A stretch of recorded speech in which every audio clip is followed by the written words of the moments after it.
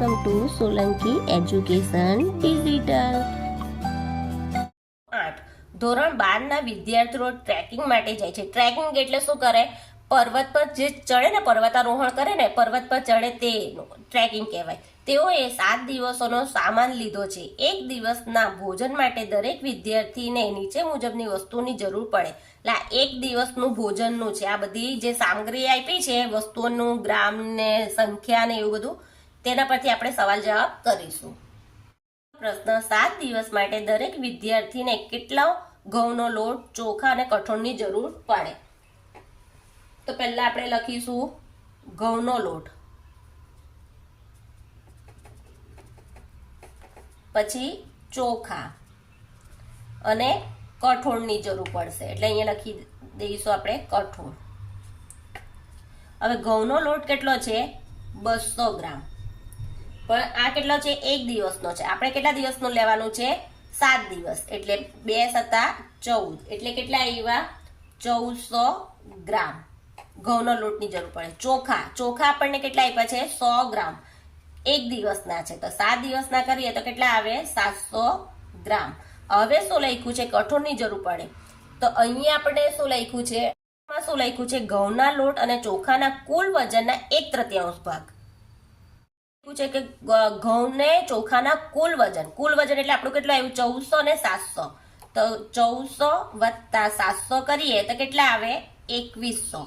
હવે કુલ વજન એટલે 2100 ના 1/3 ભાગ કરીએ એટલે 7 તાલી 21. એટલે કેટલા આવ્યા? 700 ગ્રામ કઠોળની જરૂર પડશે. બીજું, 10 વિદ્યાર્થીઓ માટે કેટલી ચા, ખાંડ અને દૂધના પાવડરની જરૂર પડે 7 દિવસ માટે?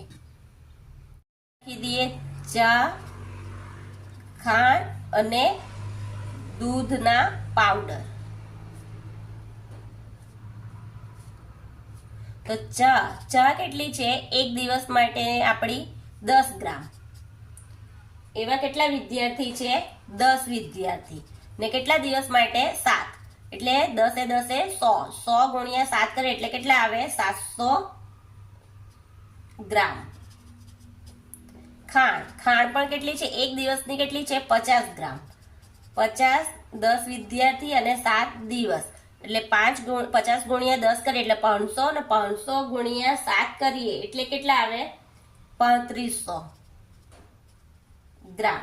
અને દૂધનો પાવડર, તો અહીંયા આપણને દૂધનો પાવડર આપ્યો છે 60. તો 60 × 10 × 7 એટલે 60 ને 10 કરીએ તો 600 ને 600 × 7 કરીએ તો 7×6 = 4200. એટલે કેટલા આવશે? 4200 ગ્રામ દૂધનો પાવડરની જરૂર પડશે. ત્રીજો, 15 વિદ્યાર્થીઓ માટે કેટલા સિંગ ચણા, મીઠું અને તેલની જરૂર પડે? તો અહીંયા પણ આપણે લખી દઈએ સિંગ ચણા, પછી મીઠું ને અહીંયા લખીશું તેલ. તો સિંગ ચણા એક દિવસના કેટલા છે? 60 ગ્રામ. 15 વિદ્યાર્થી અને 7 દિવસ તો કેટલા આવે? 60 × 15 કરીએ તો 15×6 60 × 15 કરીએ 0 0 6 0 5 6 30 0 0 6 ને 3 9 એટલે 9 એટલે 9 × 7 = 63. એટલે કેટલા આવ્યા? 6300 ગ્રામ સિંગ ચણાની જરૂર પડે. મીઠું આપણને કેટલું આપ્યું છે? 5 ગ્રામ. તો 5 વિદ્યાર્થી કેટલા છે? 15 અને 7. 15 × 5 = 75. 75 × 7 કરીએ 7 × 5 = 3505 વધી 3 3 તાલી 7 7 49. 49 ને 3 કેટલા આવે? 52. એટલે કેટલા આવે? મીઠુંની જરૂર પડે 525 ગ્રામ મીઠાની જરૂર પડશે.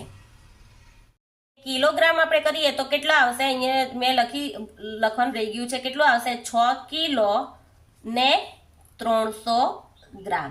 આ રીતે પણ તમે લખી શકો. પછી આપણે લખીશું તેલ માટે. તેલની કેટલી છે? એક દિવસની જરૂરિયાત 50 ગ્રામ. તો 7 દિવસની કરીશું તો 50 × 15 × 7.